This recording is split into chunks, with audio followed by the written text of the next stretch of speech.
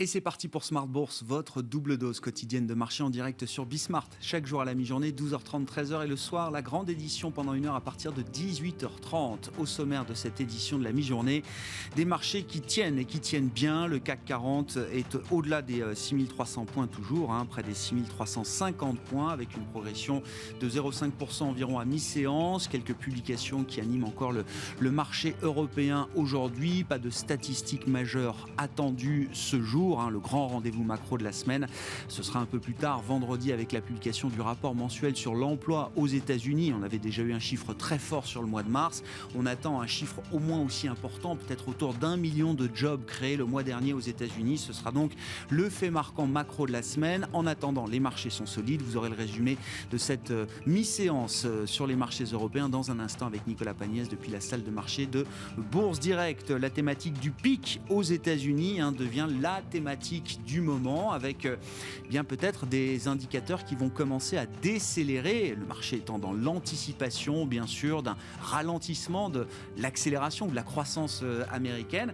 On a eu un premier indice hier peut-être avec l'ISM manufacturier qui est la première déception majeure on va dire sur une enquête américaine depuis ces derniers mois puisque l'ISM manufacturier d'avril alors reste à des niveaux très importants, il n'y a pas de doute là-dessus, au-delà de 60, on est sur un rythme d'expansion toujours important, mais moindre que ce qu'on observait les mois précédents, puisque cet indicateur en mars était proche de 65. On voit tous les prix payés par les producteurs qui augmentent aujourd'hui, des délais de livraison qui s'allongent avec des phénomènes de pénurie, de goulot d'étranglement qui se confirment et se renforcent même peut-être dans certains secteurs. Et donc peut-être que le pic de la croissance américaine est désormais derrière nous. On en parlera dans un instant avec la responsable des études et de la stratégie de CPR Asset Management. Et puis regardons justement les thématiques importantes de marché pour sortir un petit peu de la logique indicielle. Le thème de la voiture électrique ou plus largement le thème de la nouvelle mobilité est un thème structurel pour les prochaines années. Et nous en parlerons avec la directrice générale de BNY Mellon IM, Anne-Laure Frischlander-Jacobson, qui sera avec nous en plateau durant cette demi-heure.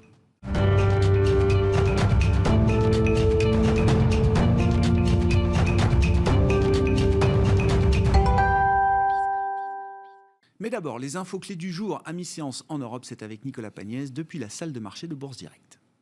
La tendance est toujours en légère hausse à la Bourse de Paris à la mi-journée. Un marché toujours tiraillé entre d'un côté les signes de la solidité de la reprise économique avec notamment les indices PMI dans le secteur manufacturier en zone euro publiés hier et de l'autre les craintes inflationnistes aux États-Unis notamment. Des craintes inflationnistes alimentées, on le rappelle, par la publication de l'indice des prix à la consommation PCE Core vendredi dernier qui affiche sa plus forte progression depuis 2018. Un équilibre en tout cas dans lequel le CAC 40 progresse tout de même légèrement alors qu'une grande partie des entreprises de l'indice ont déjà publié leurs résultats, tandis qu'aux États-Unis, 60% environ des entreprises du S&P 500 ont publié leurs résultats trimestriels de leur côté. À noter d'ailleurs que nous suivrons aujourd'hui ceux de AXA en France, mais après la clôture du marché parisien, ainsi que ceux de Pfizer aux États-Unis. En attendant, les investisseurs découvriront également quelques statistiques américaines cet après-midi, à savoir la balance commerciale au mois de mars, mais également les commandes industrielles pour le mois de mars également.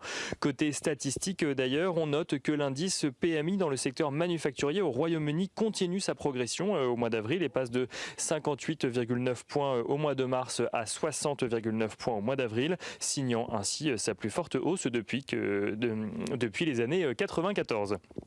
Du côté des valeurs à présent, sur le marché parisien, Vivendi et Mediaset mettent fin à un différend juridique qui les opposait de longue date. Pour rappel, Vivendi et Mediaset s'étaient entendus en 2016 pour lancer une plateforme qui viendrait concurrencer les plateformes de streaming américaines. Vivendi avait alors racheté le bouquet de télévision Mediaset Premium avant de dénoncer l'accord trompeur sur la valeur réelle du bouquet selon Vivendi. S'en était suivi le rachat de près de 30% du capital du groupe italien Mediaset, cette fois-ci par Vivendi, mais un rachat finalement bloqué par la législation italienne quant à la pluralité des médias dans le pays. Vivendi s'est donc engagé à céder les 2/3 de sa participation de 28,8% exactement au capital de Mediaset dans les 5 ans à venir, mais Vivendi a également accepté de soutenir la stratégie européenne poursuivie par le groupe italien. Mediaset s'est engagé de son côté à verser un dividende extraordinaire de 30 centimes d'euros par action. Autre valeur à suivre à Paris, Dassault Aviation annonce de son côté avoir signé un contrat portant sur l'achat de 30 avions Rafale avec le gouvernement égyptien. Un contrat dont le montant s'élève à 3,75 milliards de dollars. Et côté actualité valeur, toujours en ce qui concerne un contrat également, Airbus s'apprécie légèrement à la mi-journée alors que la compagnie allemande Lufthansa annonce une commande portant sur 5 A350-900. Lufthansa qui annonce également avoir commandé 5 Boeing 787-9. Et on continue à suivre les actualités valeurs à Paris avec Trigano qui annonce de son côté des résultats au-dessus de ses prévisions pour le premier semestre de son exercice décalé. Trigano qui annonce pour le premier semestre donc un bénéfice opérationnel courant en progression de 70% environ. Une annonce qui fait grimper le titre de Trigano aux alentours des 10% à la mi-journée. On note cependant que Trigano annonce également estimer que certaines tensions sur la livraison de pièces pourrait perturber sa production sur l'ensemble de l'année. Et on finit ce point à la mi-journée avec quelques indicateurs clés sur les marchés. Le pétrole qui est aux alentours des $69 le baril de Brent. L'once d'or qui reste toujours stable aux alentours des $1780. L'euro-dollar qui reste lui à son niveau des 1,20 pour 1 euro. Tandis que les rendements obligataires à 10 ans aux États-Unis sont au même niveau que celui auquel ils étaient hier, à savoir aux alentours des 1,62%. Nicolas Pagnès en fil rouge avec nous tout au long de la journée sur Bismart depuis la salle de marché de Bourse Direct.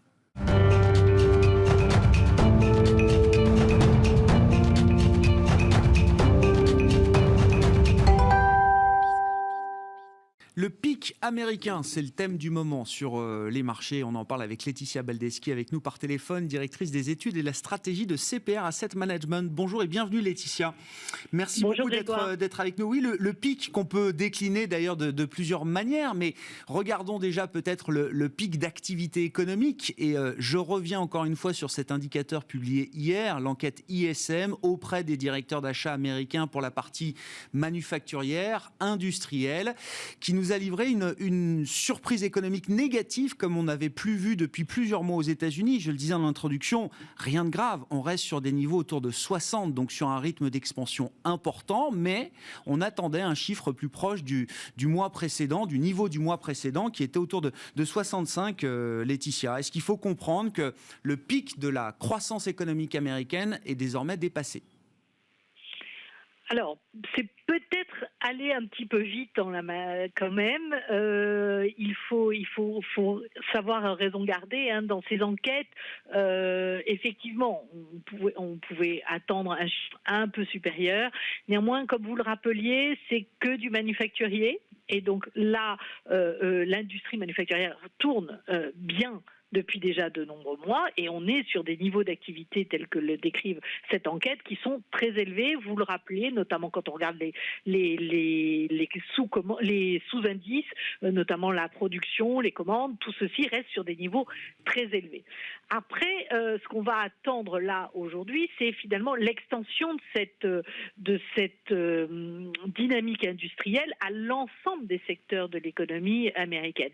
Et là, on devrait avoir de meilleurs chiffres, notamment, il me semble que l'ISM non manufacturier devrait être un peu mieux orienté, en progression toujours. Pourquoi ? Parce qu'on a une réouverture de cette économie américaine qui prend de l'ampleur. L'ensemble des mesures de restriction, les dernières mesures qui étaient encore en activité dans certains États, devraient être suspendues au 19 mai. Donc on voit bien qu'on n'est pas encore revenu au niveau d'activité maximale d'une économie telle que celle des États-Unis. Donc on va avoir normalement un regain d'activité dont la base sera plus large, si vous voulez. Toute l'économie redémarre. Et donc on devrait avoir encore de bons chiffres à venir, notamment sur l'emploi. On le dit, on réouvre, donc on recrée de l'emploi. On attend avec impatience le rapport sur l'emploi en fin de semaine qui devrait nous montrer cette dynamique-là. Et puis, dans le manufacturier, il y a ces problématiques finalement de disruption dans les chaînes d'approvisionnement qui contraignent l'offre actuellement face à une demande qui est de plus en plus vigoureuse. Et donc, peut-être que cet indicateur d'ISM nous montre ceci. Quand on regarde les sous-indices, comme je le disais tout à l'heure, notamment les arriérés de commandes, ils sont à un niveau historique. Et pareillement, les prix payés sont sur des très hauts. niveau. Les délais de livraison sont aussi très très longs, rallongés, et donc tout ceci pèse mine de rien sur l'activité. On voit les pénuries de semis, de résine, les problématiques de hausse et de pénurie de conteneurs, pour le transport maritime. Tout ceci finalement a des répercussions sur la chaîne de production. Alors, laissons l'histoire du pic de côté, mais cet indicateur nous montre quand même qu'il y a une limite physique à la reprise d'une certaine manière, Laetitia. Tout à fait. On va bien évidemment tous les éléments moteurs qui ont permis cette reprise, notamment quand on pense au plan budgétaire. Eh bien, une fois que vous avez reçu vos chèques, vous les dépensez en partie, une autre partie est épargnée.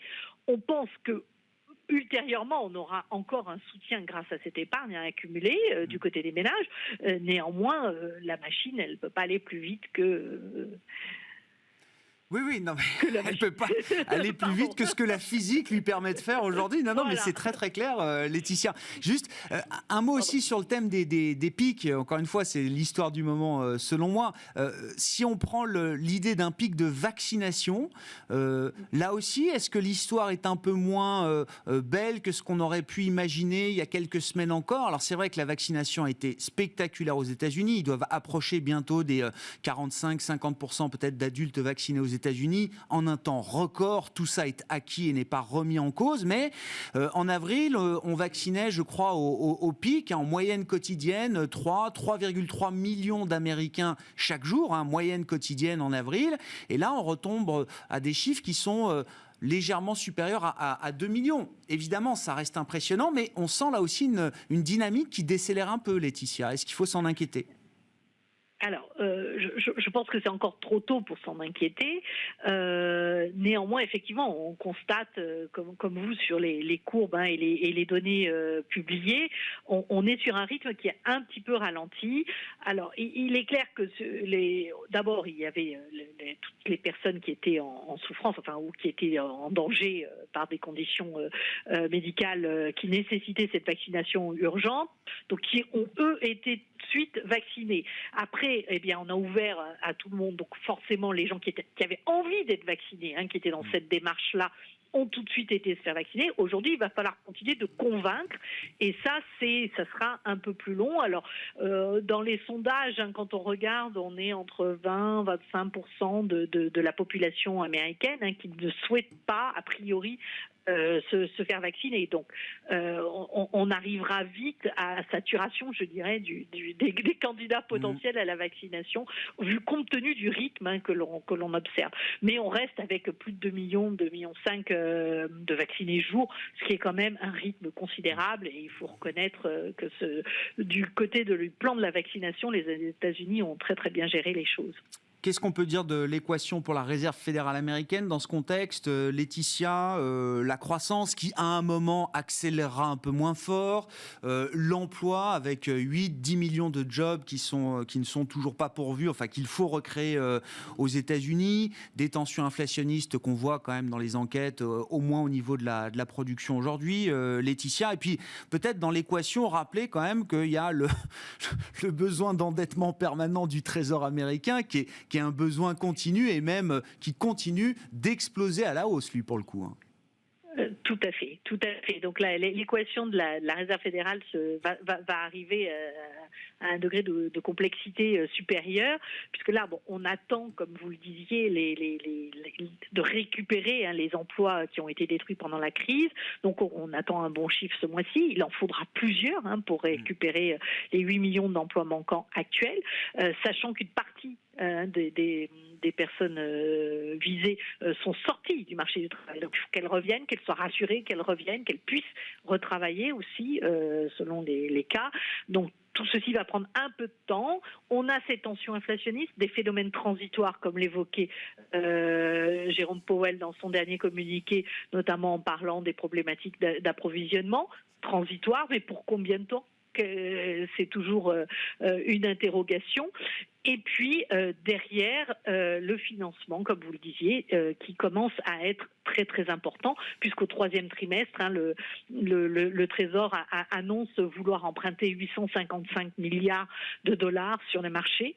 Ça serait le deuxième trimestre le plus important, après le deuxième trimestre 2020, mais qui était surtout des émissions, qui avait enregistré surtout des émissions de T-bills, donc c'est un peu différent en termes de marché, d'impact marché, mais 850 milliards de dollars. Rappelons-nous, la Fed achète 80 milliards par mois d'achat de titres publics, ce qui fait 240 milliards.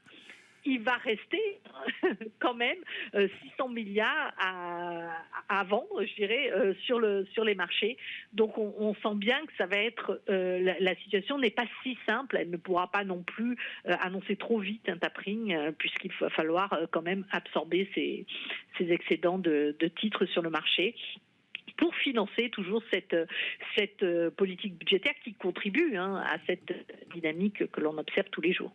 Bon, l'enseignement de tout ça en matière de stratégie d'investissement, Laetitia, avec des marchés qui sont au plus haut, toujours. La situation n'a pas vraiment changé de ce point de vue-là. Est-ce que ça donne un peu le vertige? Est-ce que de manière tactique, au moins, est-ce qu'il faut protéger, couvrir un peu ses portefeuilles aujourd'hui?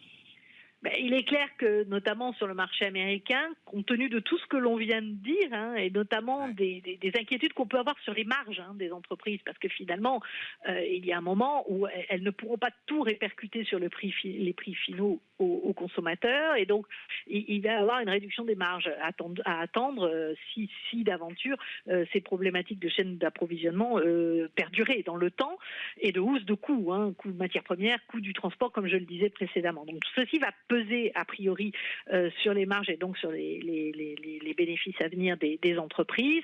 Et puis on a un peu le sentiment quand même que le marché américain notamment a quand même très largement acheté cette reprise économique. Bon, comme vous le disiez, on arrive quand même un peu, on va vraisemblablement au deuxième trimestre avoir un pic de croissance et derrière être sur un rythme qui va se normaliser.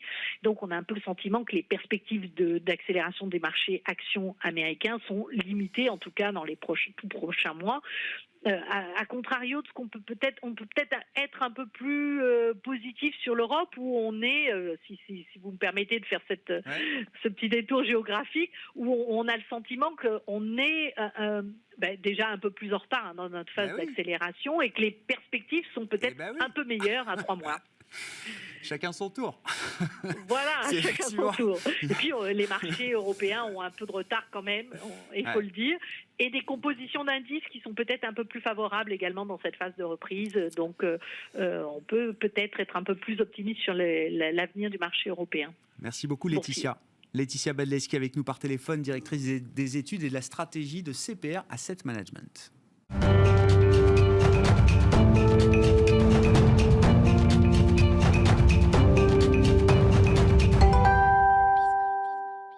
Sortons de la logique de court terme des marchés, prenons un peu de hauteur à travers un thème structurel. Je disais en titre le thème de la voiture électrique, mais non, c'est beaucoup trop étroit. C'est le thème de la mobilité de demain. On en parle avec Anne-Laure Frischlander-Jacobson à mes côtés en plateau. Bonjour Anne-Laure. Bonjour Grégoire. Vous êtes DG de BNY Mellon IM avec une stratégie, un fonds tourné vers cette mobilité de demain, la nouvelle mobilité que je résume à la voiture électrique. C'est une petite partie de ce thème. Oui, tout à fait.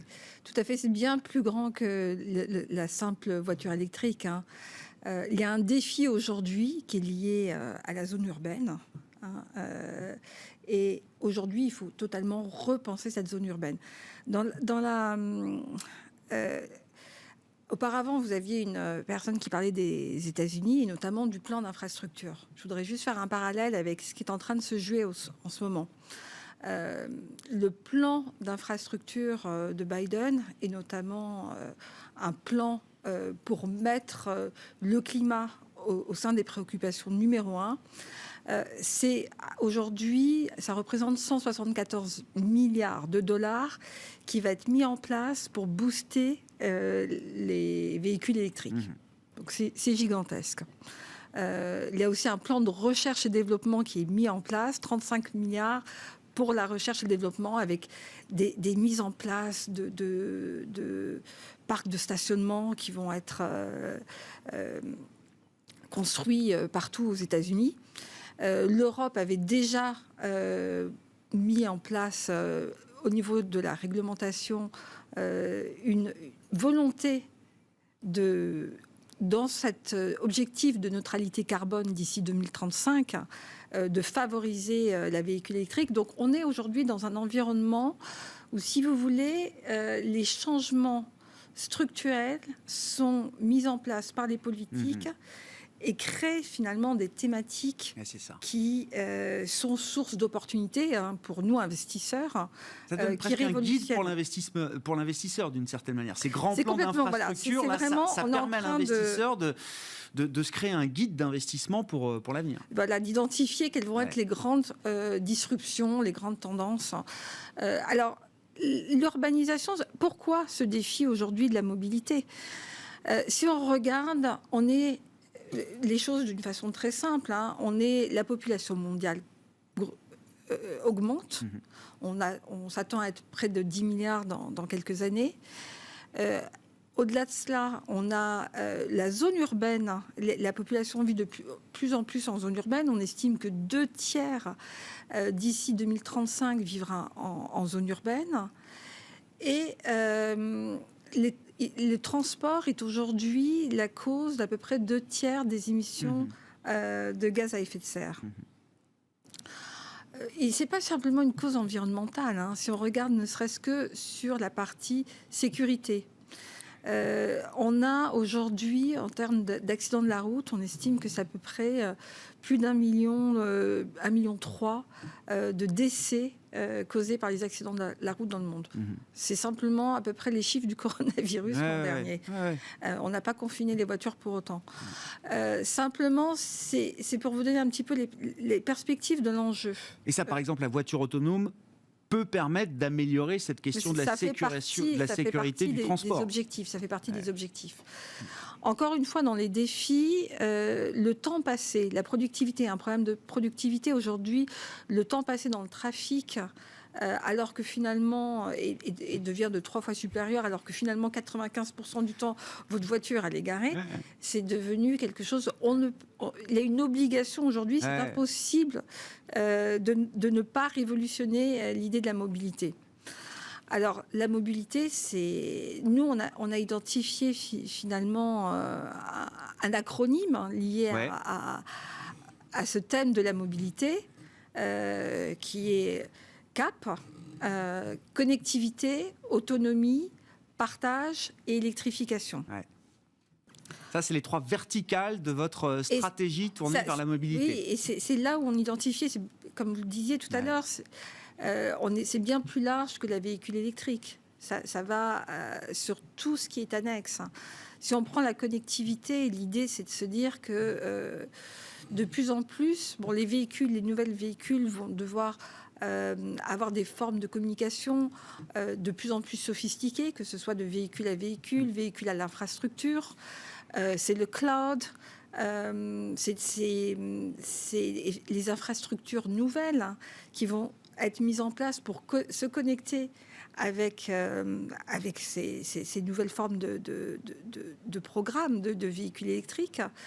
La 5G, la 5G va permettre aujourd'hui de complexifier complètement le système. On va avoir ce qu'on appelle le edge computing, c'est-à-dire des choses qui vont être instantanées et permettre aux véhicules de communiquer d'une façon complètement instantanée avec l'infrastructure. Donc c'est une révolution qui s'opère. Et donc, on a aujourd'hui un potentiel de progression vers tout ce qui est software, logiciel de mise en place, qui est considérable. L'autonomie, on a déjà aujourd'hui dans l'autonomie des systèmes d'assistance au freinage, des systèmes de... Bon, on n'est pas encore aujourd'hui à laisser complètement les véhicules... On n'est pas au niveau 5. On n'est pas encore dans les livres de science-fiction, mais c'est quelque chose qui s'approche, qui est de plus en plus... et qui s'adapte. Aujourd'hui... on peut penser que les nouveaux logiciels vont s'adapter aux nouvelles formes d'habitudes, de conduite, de route, à l'environnement qui change, qui évolue. Donc là aussi, c'est quelque chose qui évolue sans cesse. Le partage. Voilà, le partage. Là, c'est l'économie du partage, c'est ça. On sera plus propriétaire de sa voiture demain. C'est un peu l'idée. L'idée, c'est qu'on pense que de plus en plus, on va passer d'un mode où on va avoir un système d'abonnement. Alors, c'est beaucoup plus que Uber ou se connecter. C'est vraiment, demain, finalement, moins de la moitié des automobilistes posséderont une voiture. Alors, ce sera un système d'abonnement, c'est le partage, c'est le covoiturage. Et là aussi, il y a une révolution dans tout ce qui est commerce, bien sûr. relation avec le consommateur qui est en train de s'opérer. Intéressant aussi, c'est la réglementation qui va à cela. Il y a aussi le partage, c'est pas simplement le covoiturage, c'est aussi le partage des données. Comment gérer tous ces services commerciaux qui vont être... donc, une nouvelle économie qui se crée là-dessus. Et puis enfin, un autre acronyme, donc le dernier... oui, l'électrique. L'électrique. Le E d'électrique. Mais voilà, qui est finalement la face la plus visible de cette C'est la face la plus visible. C'est vrai qu'on pourrait se dire, tiens, la mobilité, c'est Tesla. C'est pas simplement ça. On s'attend à ce qu'il y ait effectivement plus de 125 millions de voitures électriques qui vont être livrées d'ici 2022. Mais toutes les flottes, tous les constructeurs automobiles se sont mis un programme très important de projection de vente de voitures électriques. Si on prend par exemple une marque comme Volkswagen ou Volvo d'ici 2025, 50% de ses ventes seront électriques. Porsche, ne serait-ce que Porsche. Également, vise d'ici 2025 50% de ses ventes en voitures électriques ou hybrides. Donc on a aujourd'hui on n'est vraiment qu'au début de cette phase de vente électrique. Donc c'est gigantesque. Sur un plan économique, je voudrais juste faire un parallèle parce que qu'est-ce que ça veut dire comme création de valeur ? Aujourd'hui, c'est à peu près, on estime que cette nouvelle économie peut créer 800 milliards de dollars dans les 5 ans.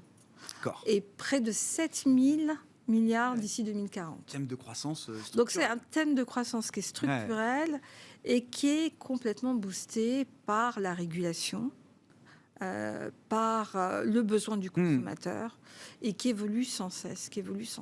Thème global, j'imagine, très large, très profond. Pour conclure là-dessus, il y a plus de 15 secteurs, c'est ça, qui sont intégrés dans ce thème de la mobilité, en tout cas à travers le fonds Mobility Innovation Fund que vous avez chez Alors nous, on a 17, effectivement, 17 secteurs, parce que ça, c'est pas simplement un équipementier, c'est jouer toute l'industrie, les logiciels, et donc c'est effectivement très varié, très large, c'est un thème de croissance. Et c'est un thème qui est très diversifié en termes géographiques. Parce que c'est vrai qu'il y a aussi la composante émergente. Je prends l'exemple d'un pays comme la Chine, aujourd'hui qui est particulièrement avancé et particulièrement friand des véhicules électriques, qui est aujourd'hui en projection de vente de voitures électriques, le pays qui va prendre une des plus grandes parts de marché. Ne serait-ce que de sa démographie, mais pas seulement. Donc c'est quelque chose qui est très varié géographiquement également et qui permet d'une diversification de l'ancien secteur automobile qui se transforme, qui évolue. Une vraie méga tendance, un thème effectivement tourné vers la mobilité de demain et les innovations en matière de mobilité qui vont bien au-delà du seul véhicule électrique. Merci beaucoup Anne-Laure Frischlander-Jacobson qui était avec nous pour évoquer ce thème de marché, ce thème d'investissement, DG de BNY Mellon IM en France notamment. Voilà pour Smart Bourse à la mi-journée. On se retrouve ce soir en direct à 18h30 sur Bismart.